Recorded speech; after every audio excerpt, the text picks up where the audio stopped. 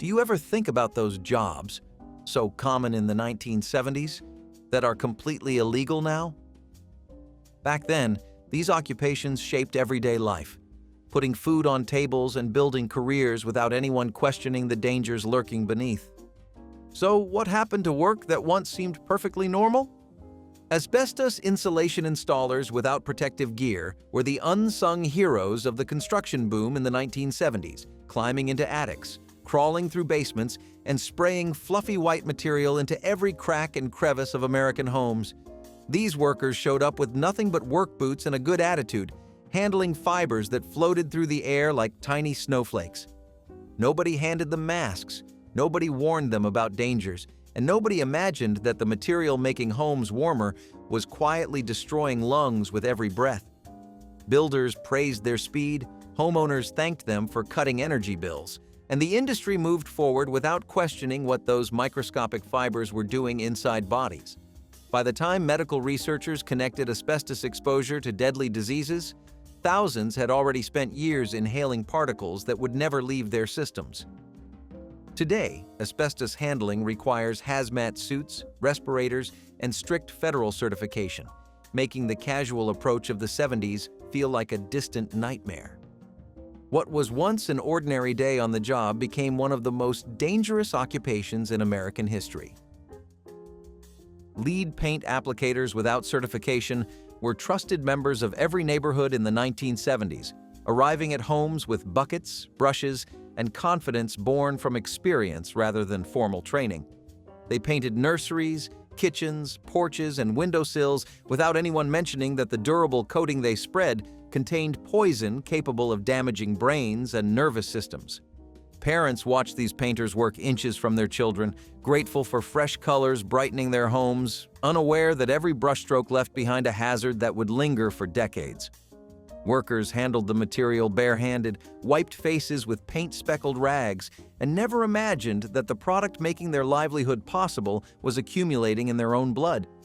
When scientists proved the connection between lead exposure and developmental damage, regulators moved swiftly to ban lead-based paints and require certification for anyone working in older homes.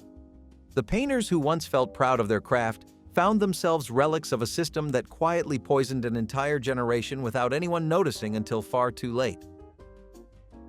Child farm workers under hazardous conditions were a common sight across rural America in the 1970s, rising before dawn to pick crops, haul equipment, and operate machinery most adults would hesitate to touch. Families depended on every pair of hands, and children as young as 10 climbed onto tractors, sprayed pesticides, and worked under blazing sun without shade or water breaks. Schools emptied during harvest season, and nobody questioned why so many young faces appeared exhausted, sunburned, or nursing injuries. The work was considered character building, a rural tradition passed down through generations who believed hard labor shaped strong adults.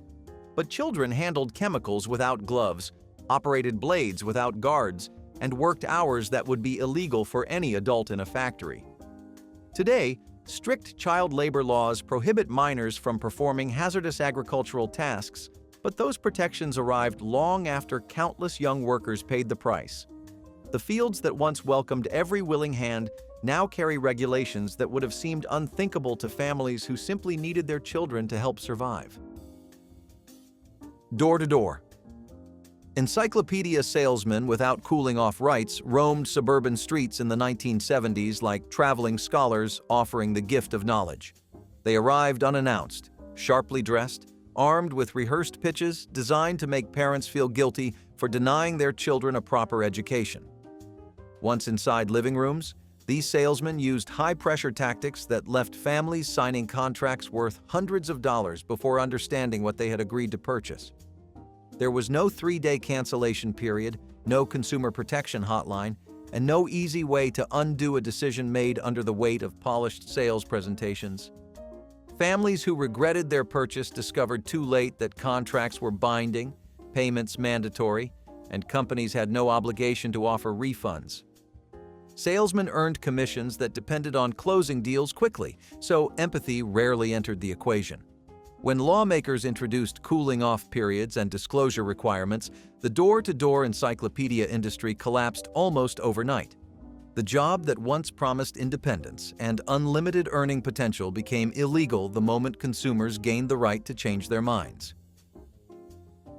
Gas station attendants handling leaded fuel spent their shifts surrounded by fumes that nobody recognized as dangerous in the 1970s. These workers pumped gasoline into cars all day, wiping windshields, checking oil, and breathing exhaust that carried lead particles straight into their lungs.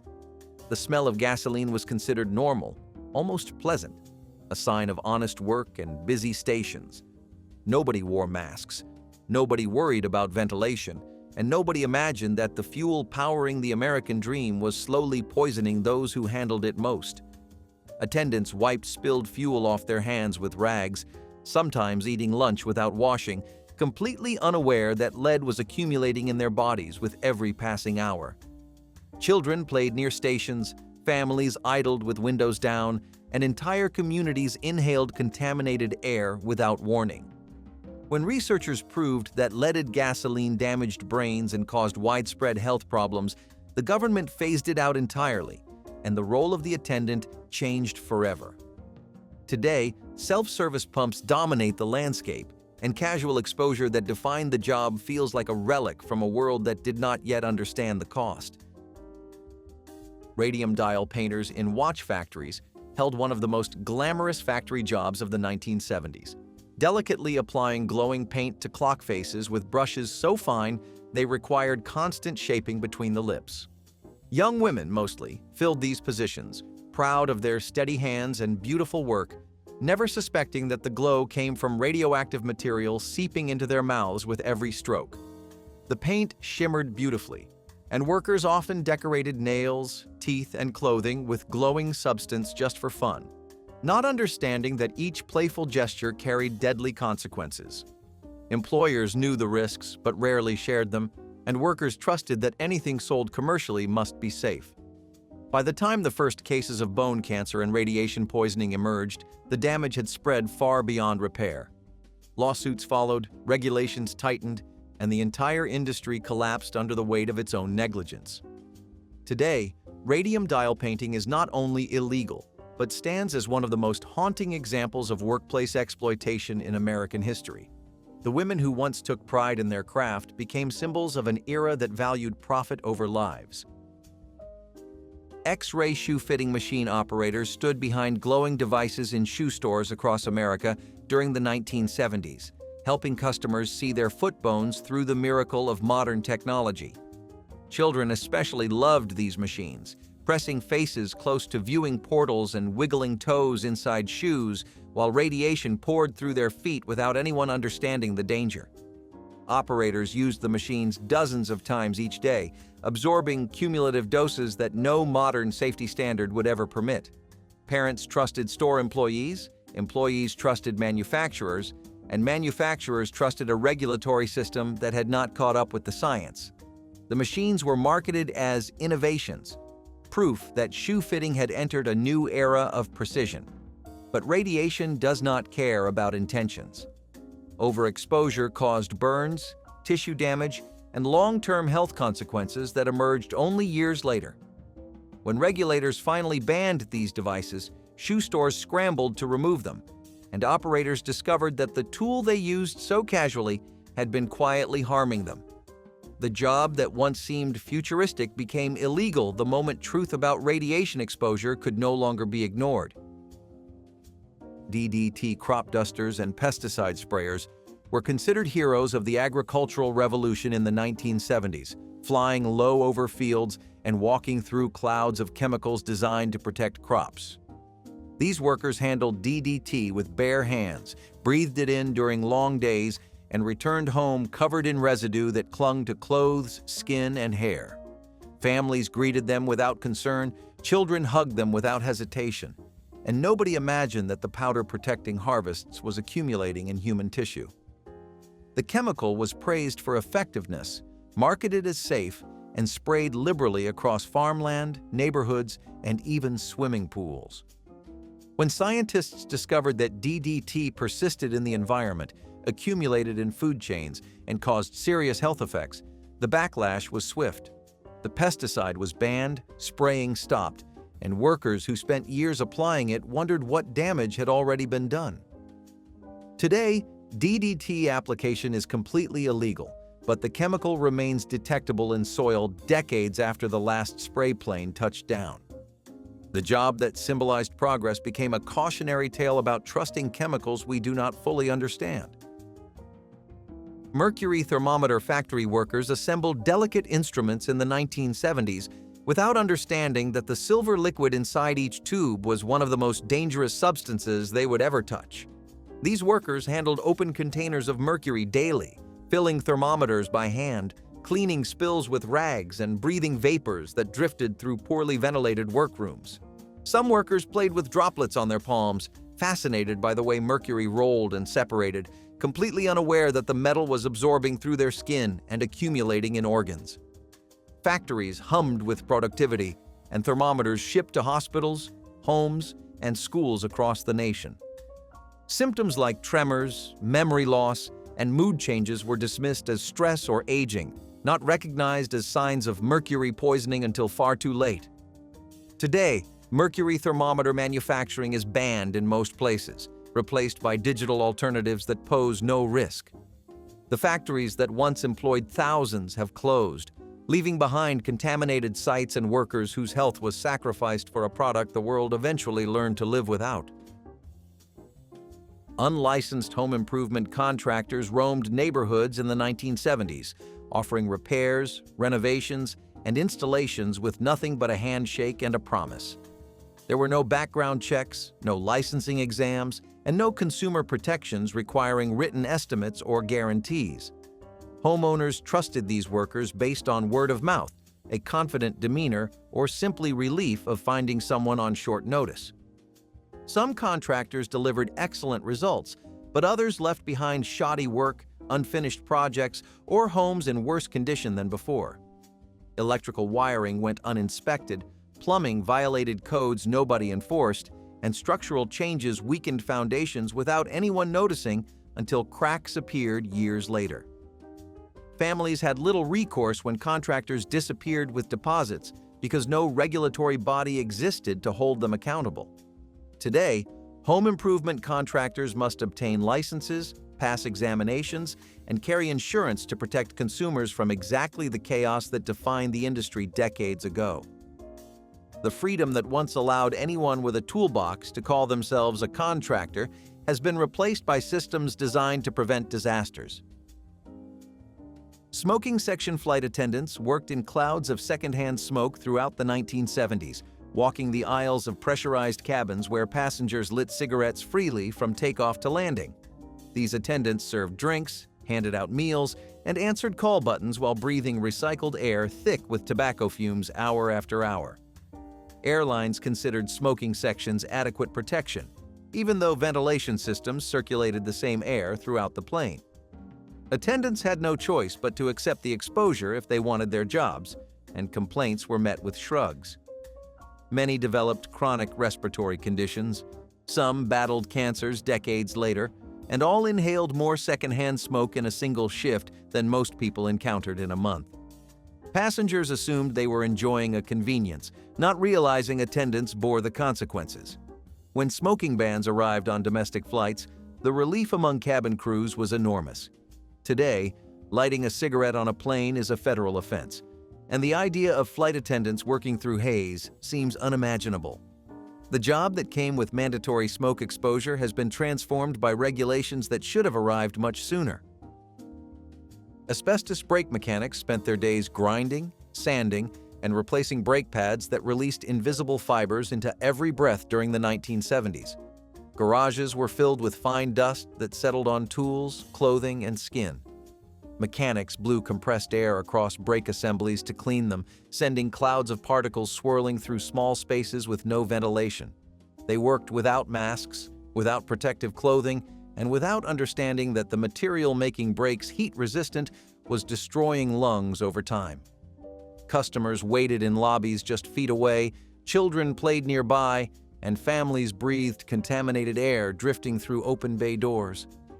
When the connection between asbestos and deadly diseases became undeniable, the automotive industry scrambled to reformulate brake materials and implement safety protocols. Today, asbestos brake work requires specialized equipment, containment procedures, and strict oversight. The mechanics who once considered brake dust a harmless nuisance now understand their everyday routine exposed them to one of the most dangerous substances ever used in consumer products. Unlicensed daycare operators ran informal childcare businesses from living rooms and basements across the 1970s, accepting children from working parents who had few other options. There were no background checks, no safety inspections, and no required training in child development or emergency procedures. Parents trusted these providers based on recommendations from neighbors, or simply because they charged affordable rates. Some operators genuinely cared for children and ran safe environments, but others cut corners in ways that endangered young lives. Cribs failed safety standards, cleaning products sat within reach, and outdoor play areas lacked fencing. When accidents occurred, parents discovered they had little legal recourse against operators who had never been registered. Today, child care providers must meet strict licensing requirements, pass criminal background checks, and maintain specific child-to-adult ratios. The informal daycare system that allowed anyone with a spare room to watch children has been replaced by oversight designed to protect the most vulnerable members of society from harm that was once far too common. Unregulated taxicab drivers cruised city streets in the 1970s with nothing more than a car and a willingness to pick up strangers. There were no background checks, no driving record reviews, and no mandatory training on routes, safety, or customer service. Passengers climbed into vehicles operated by drivers whose identities, histories, and intentions remained completely unknown. Some cities required basic permits, but enforcement was lax and documentation easy to forge. Riders trusted that the person behind the wheel was honest, sober, and competent, even though nothing guaranteed any of those qualities. Assaults, robberies, and accidents occurred with troubling frequency, but victims often had no way to identify the drivers responsible. Women traveling alone faced particular risks, and families hesitated to let children ride without supervision. Today, rideshare platforms and taxi commissions require extensive vetting, real-time tracking, and accountability systems that would have seemed impossible decades ago.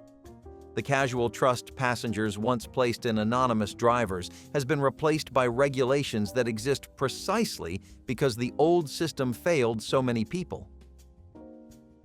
PCB Transformer Maintenance workers handled polychlorinated biphenyls daily in the 1970s, servicing electrical equipment filled with oily coolant that nobody yet recognized as a serious health hazard. These workers climbed utility poles, entered substations, and opened transformer casings that leaked fluid onto their hands, clothing, and tools.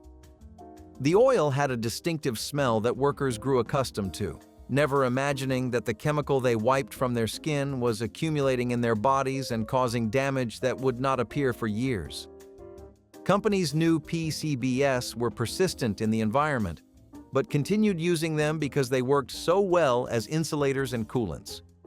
When studies finally revealed connections between PCB exposure and cancer, liver damage, and reproductive problems, the substance was banned and cleanup efforts began.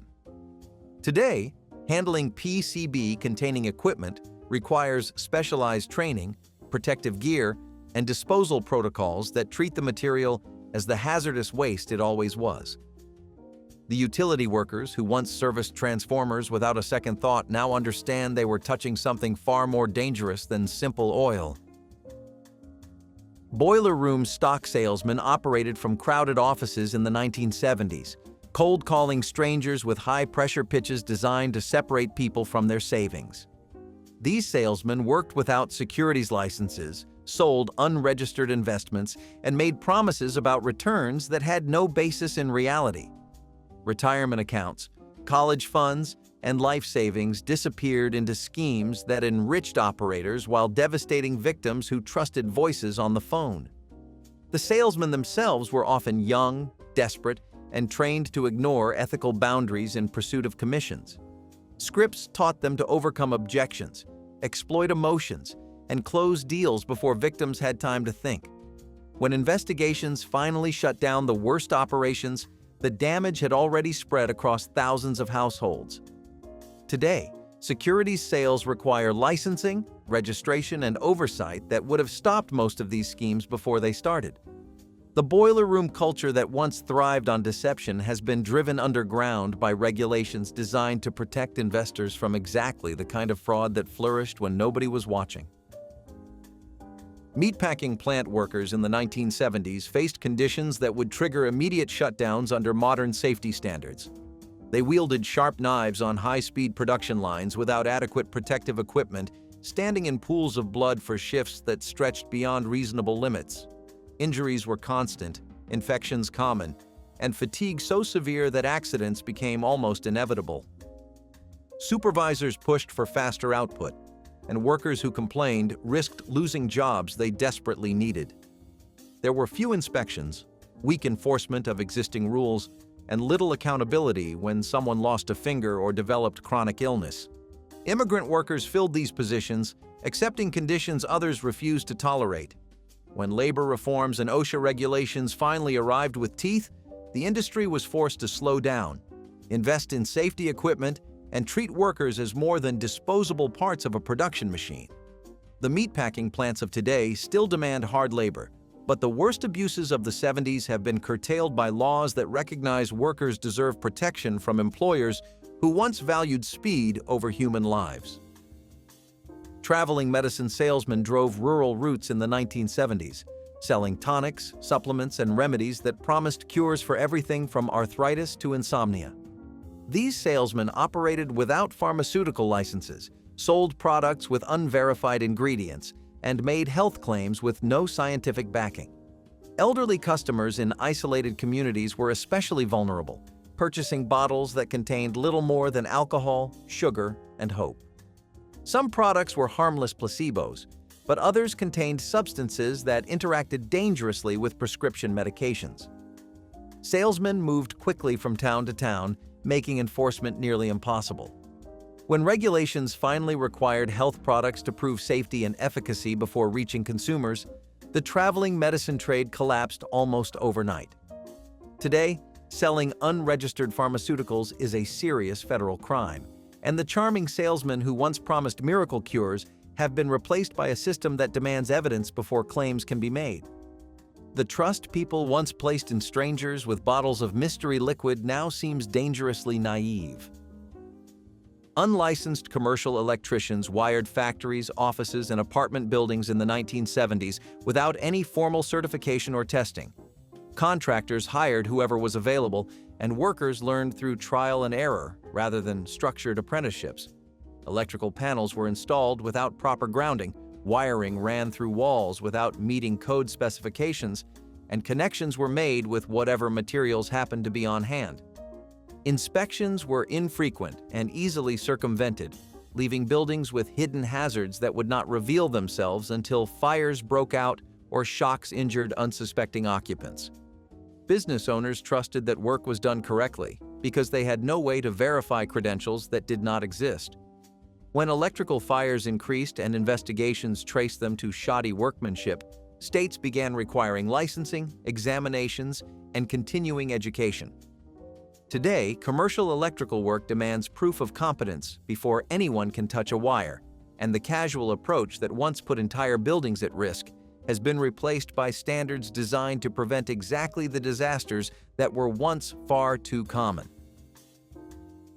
Unregulated construction crane operators lifted heavy loads over city streets in the 1970s with minimal training and no certification requirements.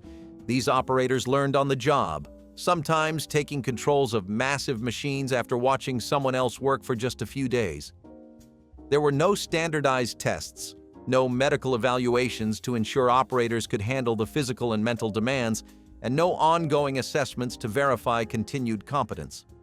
Cranes swung loads over pedestrians, workers, and traffic, held aloft by operators whose qualifications existed only in the form of employer trust. When loads dropped, booms collapsed, or cables snapped, the consequences were catastrophic, but investigations rarely led to systemic changes. Today, crane operators must pass rigorous certification exams, undergo regular physical evaluations, and log hours of supervised training before taking independent control. The construction sites that once relied on informal apprenticeships and good luck now operate under rules designed to prevent the tragedies that struck too many workers and bystanders in an era when heavy machinery was operated by whoever volunteered. Benzene solvent workers in dry cleaning shops spent their days surrounded by fumes that seemed like nothing more than the smell of clean clothes in the 1970s. These workers loaded garments into machines, handled freshly cleaned fabrics, and breathed vapors that drifted through small storefronts with little ventilation. The chemical cut through stains beautifully and left clothes looking pristine, so nobody questioned what else it might be doing. Workers developed headaches, dizziness, and fatigue that they blamed on long hours rather than the air they were breathing. Some noticed skin irritation or unusual bruising, but assumed it was unrelated to their work. When researchers finally connected benzene exposure to leukemia and other blood disorders, the dry cleaning industry was forced to find safer alternatives. Today, benzene-based solvents are banned from cleaning operations, and workers are protected by ventilation requirements and exposure limits. The neighborhood dry cleaner that once filled the air with invisible danger now operates under rules designed to keep both workers and customers safe from chemicals that quietly caused harm for decades. Unshielded industrial X-ray technicians operated powerful radiation equipment in factories across the 1970s, inspecting welds, castings, and manufactured parts without proper barriers between themselves and the beams they controlled. These technicians positioned equipment, activated exposures, and checked results in environments where radiation scattered freely through workspaces shared with other employees. Protective shielding was expensive and inconvenient. So many facilities skipped it entirely, or installed barriers too thin to matter. Workers wore dosimeters that often went unchecked for months, and warning signs were treated as suggestions rather than requirements. Some technicians developed radiation burns they attributed to other causes, while others noticed health problems only years after leaving the industry. When regulators finally enforced strict shielding requirements and exposure limits, the casual approach to industrial radiography ended abruptly. Today, X-ray technicians work behind lead barriers, follow strict protocols, and undergo regular monitoring that would have prevented the damage inflicted on workers who trusted employers to keep them safe. Unregulated demolition workers handling lead and asbestos tore down buildings in the 1970s with sledgehammers, crowbars, and enthusiasm, but almost no protective equipment. These workers smashed through walls coated in lead paint, ripped out insulation packed with asbestos fibers, and sent clouds of toxic dust billowing through neighborhoods where children played and families lived. Nobody wore respirators, nobody sealed off work areas, and nobody tested materials before swinging the first hammer.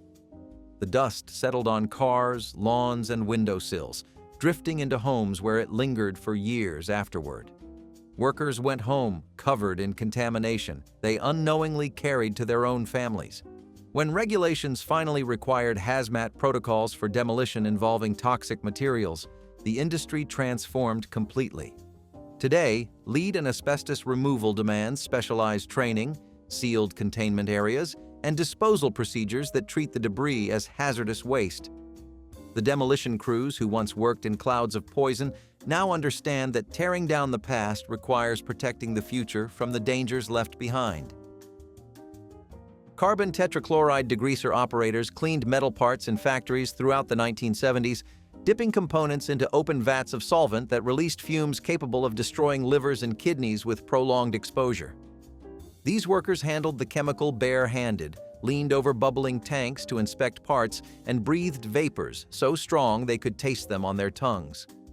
The solvent cut through grease instantly, making it invaluable for manufacturing processes that demanded spotless metal surfaces. Nobody wore respirators or gloves because the chemical was considered an industrial staple rather than a serious hazard. Workers who complained of nausea or confusion were told to step outside for fresh air and then return to their stations without question.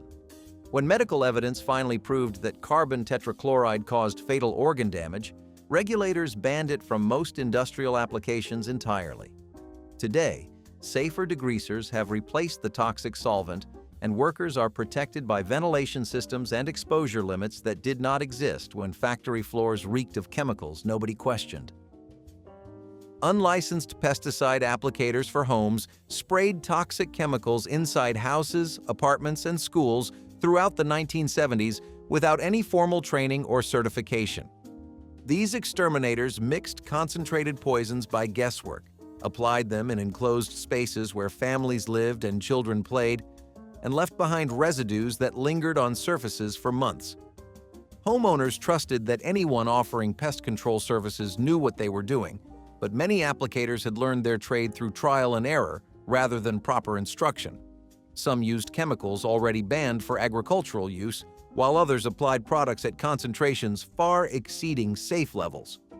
Pets fell ill, children developed mysterious symptoms, and families breathed contaminated air without understanding the source of their problems. When licensing requirements finally arrived, the industry was forced to professionalize, requiring training, testing, and accountability that protected both workers and customers. Today, pest control demands certification and follows strict protocols that would have prevented the poisoning that occurred when anyone with a spray tank could call themselves an exterminator.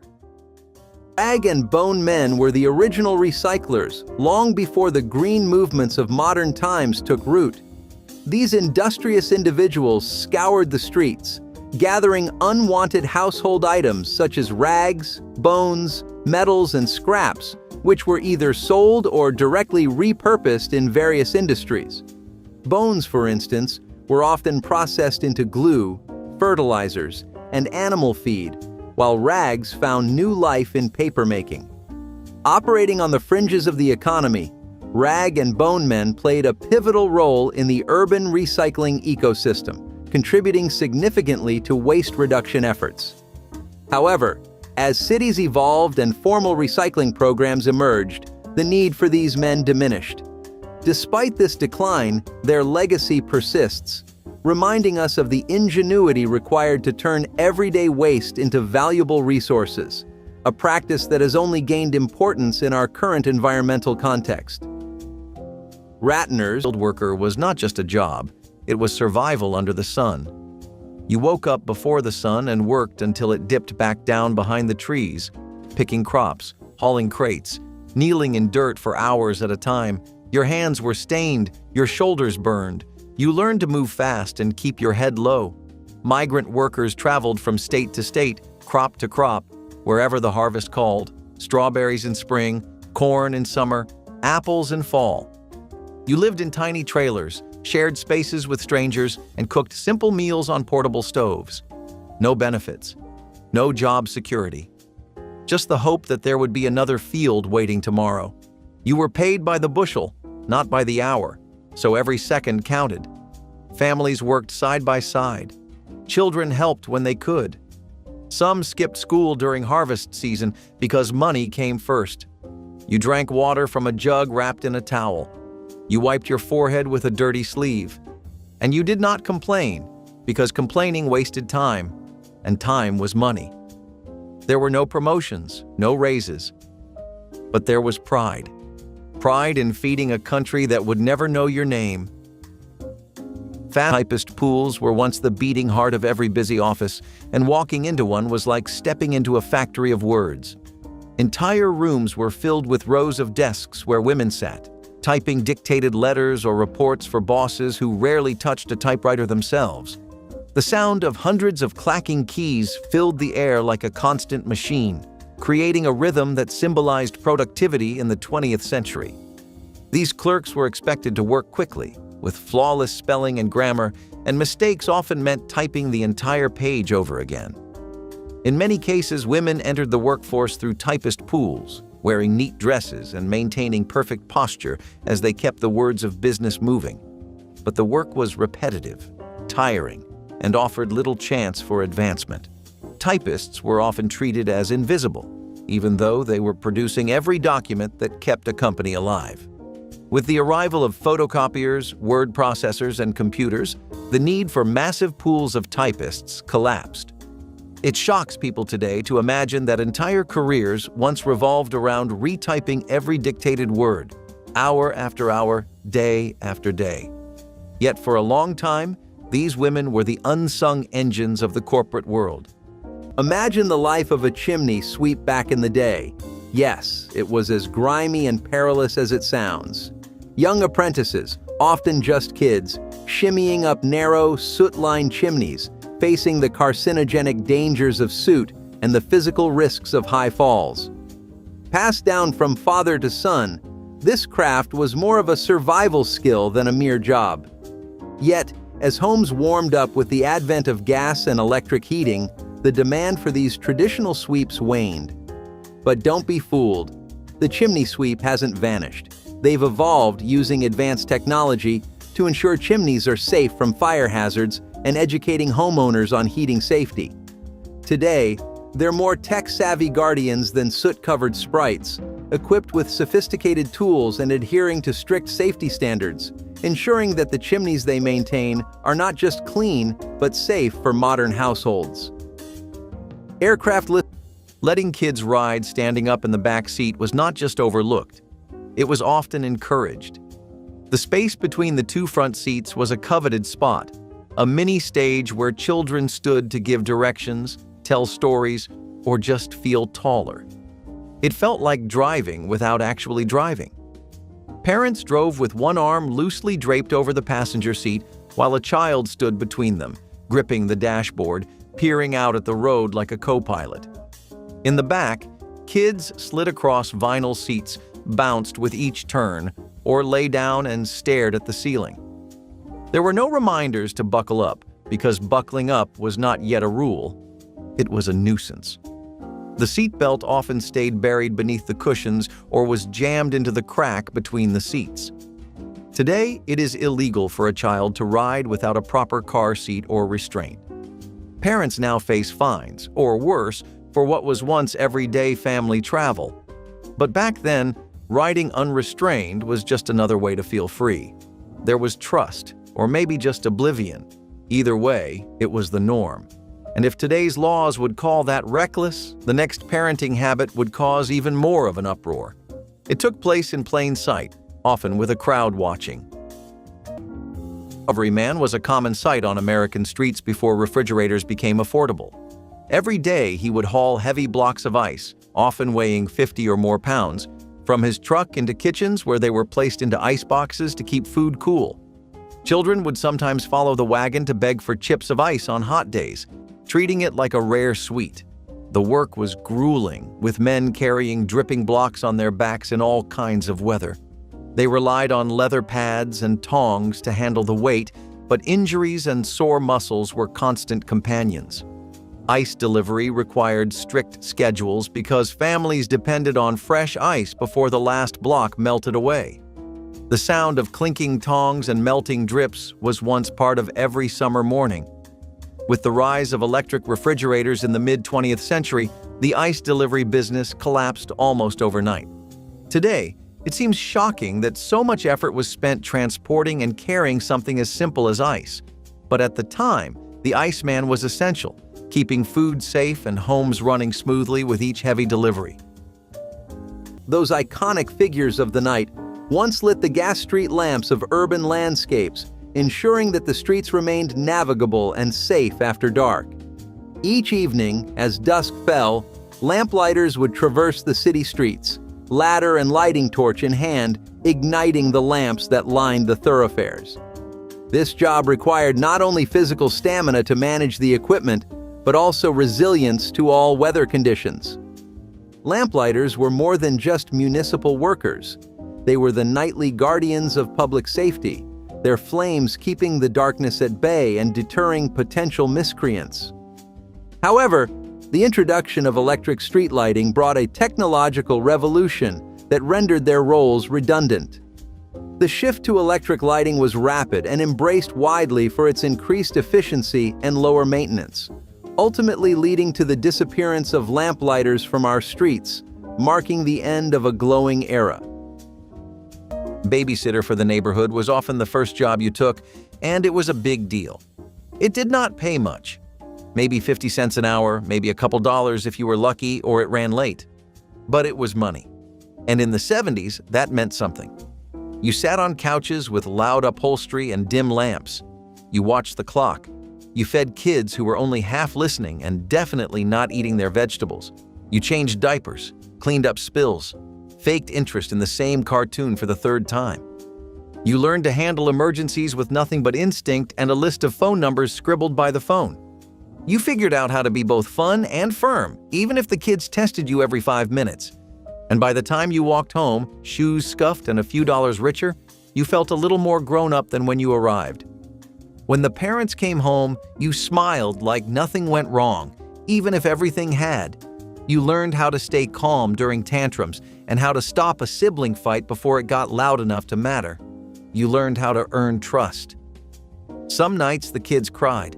Some nights they fell asleep early and you got to read a magazine in peace. Every babysitting gig felt different, but they all meant responsibility. Parents were trusting you. You were barely a teenager, and someone was handing you a house key and a set of instructions written in panic. But you did it. You figured it out. Because that dollar bill at the end of the night felt like gold. At bowling alleys might sound like a side job, but for decades it was dangerous work done mostly by kids and teenagers. Before the automatic pin-setting machines we know today, young boys were hired to crouch at the end of the lanes, constantly running forward after every roll to clear fallen pins and carefully set up the 10 pins again by hand. Imagine sitting just a few feet away while heavy bowling balls came barreling toward you, sometimes crashing into pins with enough force to knock them into your legs or even your head. These pin setters often worked late into the night, surrounded by cigarette smoke and loud chatter as adults bowled for hours. They were paid very little, and the job was treated as disposable, yet alleys could not function without them. Many pin setters developed fast reflexes, jumping out of the way of stray balls and dodging pins that flew into the air. Some even tried to make games of it, racing each other to see who could reset the fastest. But the truth was, it was a dangerous and exhausting way to earn a few coins. When the automatic pin setter machine was introduced in the 1950s, it completely transformed bowling and quickly pushed these kids out of work. Thinking back, the idea that children were once sent to do such risky work for pennies is almost unthinkable today. The milkman chillier scene, let's not forget the ice cutters of the pre-refrigeration era, unsung heroes in their own right. These rugged individuals ventured into the frozen wilderness, extracting ice from the frigid waters of lakes and rivers during the dead of winter. Armed with ice saws and chisels, they braved harsh conditions to carve out large blocks of ice, ensuring each piece was uniform for better storage. These ice blocks were then carefully transported to ice houses, insulated with sawdust to stave off melting, and used crucially for preserving food and providing cooling in homes and businesses. Ice cutting was a vital, albeit perilous, craft that required precision and resilience. Despite its importance, the rise of mechanical refrigeration in the early 20th century gradually rendered this arduous practice obsolete, closing the chapter on an essential but frosty part of history. Next, stations or downtown shops was a hustle you picked up when you were young, broke, and determined. You carried your kit, rags, brushes, polish, and set up on a corner or near a bench where the traffic passed through. Businessmen walked by, some rushing, some curious. You offered a quick shine for $1, maybe less. You knelt on cold concrete, made small talk, learned how to buff leather to a mirror finish. You kept one eye on your customer's shoes and the other on the sidewalk, in case someone else walked by who might need a shine. And when the polish ran low, you stretched what you had. Because every dollar you spent on supplies was a dollar you could not bring home. You listened more than you talked. You remembered faces. You smiled even when your hands ached. And when someone gave you a $5 bill instead of one, it felt like a miracle. You took pride in making people look good, even when your own shoes had holes in the soles. The rhythm of the brush, the smell of the polish, the sting in your knees, that was your day. And your day was a little victory, one shine at a time. Parking lot collectors were among the most unsettling workers of earlier centuries, and the thought of it still makes people shudder. Medicine once relied heavily on bloodletting, and leeches were considered a vital tool for curing illness. That meant entire families could make a living wading into swamps, ponds, and marshes, letting leeches latch onto their bare legs so they could be gathered by the dozens. These collectors would endure painful bites, constant bleeding, and the risk of infection, all to supply doctors with jars of wriggling leeches. Children were often sent into the water because their small bodies attracted more leeches, which is horrifying to imagine today. Once collected, the leeches were sold to apothecaries and physicians who used them in treatments ranging from fevers to headaches. The work was messy, bloody, and exhausting, but in its time it was considered respectable because it supported the health industry. With the decline of bloodletting and the rise of modern medicine, the profession vanished. But the idea of families sending children into swamp water to collect parasites for profit is shocking to us now, a reminder of how different life and medicine once were. Ever wonder about those unsung heroes of the bowling alleys, the pin setters, or as they were fondly called, pin boys? These guys were the lifeblood of bowling alleys, sprinting across the pin deck, nimbly dodging flying balls and pins to reset them manually for the next roll. Imagine the hustle. It demanded quick reflexes and some serious stamina. Mostly young men or teenagers, these pin setters worked in a whirl of constant noise and movement, staying alert through their exhausting shifts. But then the 50s rolled around, bringing automated pin setting machines that revolutionized the game. Suddenly, these machines were doing the job, setting up pins, returning balls, and all without breaking a sweat. This tech advancement led to the rapid disappearance of manual pin setters as alleys quickly upgraded to keep the game fast and cut down on costs. Turning to a in a garment factory was repetitive, exhausting, and full of pressure, especially when the needle jammed. You sat at your machine for hours, stitching seams on pants, blouses, uniforms, whatever came down the line. The hum of machines filled the room. So did heat, noise, and the constant threat of falling behind. You worked fast, neat, efficient. There was no time for mistakes. Every skipped stitch or uneven hem meant a scolding from the floor supervisor, sometimes even a docked pay. You brought your own lunch, you wore your own bandages, and you made just enough to keep your family clothed, even if you could not afford the clothes you helped make. Most workers were women, many were immigrants. Everyone had a reason to be there: rent, kids, a chance. You learned to tune out the ache in your neck, the vibration in your hands, and the clock that seemed to stand still. And when your shift finally ended, you left your seat. But not the worry. The work followed you. But so did the strength of knowing you showed up, finished your row, and made something real with your hands. Textile mill worker conductors were the human face of city transportation in the early 20th century. Long before buses took over, streetcars ran through towns and cities, carrying workers, shoppers, and families everywhere they needed to go. Conductors stood ready to collect fares, issue tickets, and ensure that passengers boarded and exited safely. They managed crowds during rush hours, sometimes dealing with rowdy riders or disputes over seats. Streetcar conductors wore uniforms that gave them authority, and in many neighborhoods, they were as familiar as local shopkeepers. The work was tiring, requiring long hours on foot while keeping strict schedules in all weather. But the job was steady, and many men supported their families through it for years. With the rise of the automobile and the switch to buses, the streetcar system was dismantled in most cities, and with it, the conductors vanished. Today, it shocks people to think of a time when public transportation relied so heavily on one worker managing everything from money to safety. They were once a symbol of order in bustling cities, but now they are only a memory of another era. Shine a spotlight on the knocker-uppers, the human alarm clocks of yesteryears. In times when mechanical alarm clocks were a luxury, knocker-uppers played a pivotal role in the bustling industrial cities. Armed with long sticks and pea shooters, they roamed the streets in the wee hours, tapping on windows to wake workers at precisely the right time. This profession demanded impeccable time management and unwavering reliability, as each morning they orchestrated the wake-up calls that ensured workers arrived at factories on time. The advent of affordable mechanical alarm clocks eventually signaled the decline of this unique profession.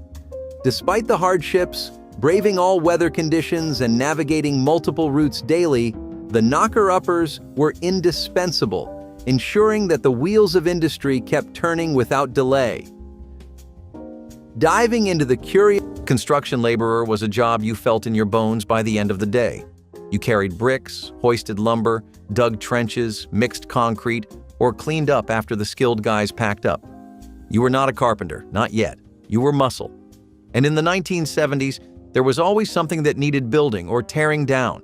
You woke up early, ate fast, got to the site before the sun burned through the fog, steel-toe boots, calloused hands, a hard hat that never quite fit right. You learned how to take orders fast and keep your mouth shut around foremen who did not tolerate backtalk. You watched your paycheck go straight to rent, groceries, and keeping the car from breaking down. Again. You hoped every week that the work would last, that the contract would not dry up, that someone would remember your name when the next project started. And when payday finally came, you picked up your envelope with dirty hands and a quiet kind of pride. You got paid in sweat and, if you were lucky, some overtime. Rain made the job slippery, sun made it brutal, cold made your fingers stiff around the shovel. But the crew stuck together. You watched each other's backs, shared water, shared jokes. Sometimes you learned to trade along the way. Sometimes you just learned how to lift with your legs. The work was loud, dusty, and dangerous. But you got to point at something, years later, and say, "I helped build that." That mattered. That meant something. Cafeteria catchers might sound like something from a medieval story, but they were a very real and important profession in American cities well into the early 20th century. Cities struggled constantly with rat infestations that spread disease, destroyed food supplies, and terrified residents. Rat catchers were paid by local governments or private businesses to hunt, trap, and poison rodents wherever they were found. Some carried small dogs trained to sniff out rats in warehouses, while others used simple traps and nets. The work was dirty, dangerous, and often carried a social stigma, but it was vital for public health. Rat catchers sometimes worked at night, crawling through alleys and sewers to keep populations under control. In return, they earned only modest wages and little recognition. What shocks us today is not only the idea of someone making a living chasing rats, but also how necessary it truly was. Before modern pest control companies and sanitation, entire cities relied on rat catchers to keep outbreaks at bay. Their work was a strange mix of bravery, desperation, and necessity, and it is hard to imagine urban life without them. Listeners were crucial in early air defense systems, especially before the widespread use of radar. Using large acoustic mirrors and sophisticated listening devices, they would detect the presence of incoming aircraft by sound, a method that required sharp hearing and extreme concentration. The job was particularly challenging during adverse weather conditions or at night, when visibility was poor and sounds were harder to distinguish. The development of radar technology was a significant advancement that provided a more reliable means of tracking aircraft, leading to the obsolescence of aircraft listeners. Despite some notable successes in early warning, the role was generally phased out as radar became the standard for air defense. Those employed as aircraft listeners often transitioned to other roles within military or civil defense organizations, adapting their skills to new technologies and changing defense strategies. Clock winder. Convenience store clerk on the night shift was the job you took when nothing else worked, and you were willing to stay awake while the world slept.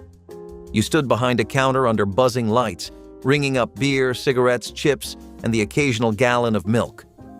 The customers were unpredictable. Some were polite, some were not. You had to be ready for anything. A broken coffee machine, a sketchy transaction, a stranger who would not stop talking about the moon. You learned to keep one hand near the register and one eye on the door. Some nights were quiet. Others felt like scenes from a movie you did not want to be in. You stocked shelves between customers, swept the floor, tried not to think too hard about the fact that you were alone, surrounded by junk food and silence. But it paid.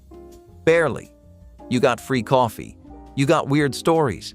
And if you made it till sunrise, there was something almost peaceful about it. You survived another night. And in the 1970s, sometimes that was enough. Was once as familiar a sight in American neighborhoods as the mail carrier. Every morning, families would leave empty glass bottles on their porch or doorstep, and before sunrise, the milkman would quietly replace them with fresh, cold bottles straight from the dairy. In a time before reliable refrigeration, this was the only way to ensure households had safe milk each day. Children often remember the clinking of bottles as the milkman made his rounds, carrying a heavy crate while wearing a crisp uniform and cap. He might also deliver cream, butter, or even eggs, making him a trusted figure in daily life. For many families, the milkman was more than just a delivery man. He was part of the rhythm of home. But the work was grueling. Milk had to be delivered quickly and on time no matter the weather. Hot summers, freezing winters, and pouring rain never stopped the routine. As supermarkets expanded and refrigerators became common in the 1950s and 1960s, the role of the milkman faded. Today, it shocks people to think of an entire workforce devoted to delivering a single food item door to door. Yet for decades, this job was an essential part of life, connecting communities and feeding families one bottle at a time. The human alarm. This world of phrenology, this once popular field claimed that one's personality traits and intellectual capabilities could be deciphered from the bumps and contours of the skull. In the 19th century, phrenologists were viewed almost as celebrities, with people flocking to them for insights into their character and potential. They provided readings that captivated a diverse audience, from the curious individual intrigued by the prospect of understanding more about themselves to those seeking explanations for various personal and societal issues. However, as the scientific community advanced more empirically supported methods in psychology and neurology, phrenology's credibility waned. The field faced significant criticism for perpetuating social and racial inequalities under the guise of science, leading to its eventual rejection by mainstream science as understanding grew. Lamplighters. Janitor or custodian was the kind of job that showed you exactly how invisible people could be. You cleaned up after others all day or all night, and no one really noticed unless something went wrong. Mopping floors, emptying trash cans, scrubbing bathrooms that made you question humanity. You wore gloves if they gave them to you. Most of the time, they did not. The mop bucket squeaked. The bleach stung your eyes. And still, you did the job. Schools, office buildings, department stores. It did not matter. The work was the same. Get in, clean up, move on. If you worked nights, you learned how to be quiet, how to move through a space like a shadow, how to take pride in a room that sparkled by morning, even if no one said thank you. If you worked days, you kept your head down. Kids laughed, adults looked away, but you kept the place standing. And in those quiet moments, between restrooms and hallways, you told yourself the truth. This job mattered. It was not glamorous. It did not pay well, but it was honest. You had keys. You had responsibilities. And for a few hours every day, you were the one holding it all together. Housekeeper or maid and board operators were once the lifeline of every single call made across the country. Before automatic dialing, every call had to be physically connected by hand. Picture entire rooms filled wall to wall with mostly young women, each sitting at a large panel covered in cords and jacks, plugging and unplugging wires all day long. It was not just answering calls, but remembering lines, handling multiple connections at once, and sometimes listening in to make sure the call went through properly. In the early days, callers would simply pick up the receiver and wait until a friendly voice said, "Number please," and that was the switchboard operator. These workers became the hidden voice behind daily communication, keeping businesses, families, and even emergency services connected. But it was exhausting work, with long hours and constant attention required to keep calls flowing. Operators often developed fast reflexes and an almost photographic memory for numbers. Over time, new technology slowly replaced them with automated systems. Today, it feels almost unbelievable that every phone call once depended on an actual person sitting at a desk, working cords like a puppet master. What we now take for granted in seconds once relied on endless patience and skill, and it truly shocks us to imagine how critical and human that work once was. Before you go, tell us in the comments which banned 70s job shocked you most. Tap like if this look back opened your eyes, and subscribe so you never miss the next dive into the work we thought was safe.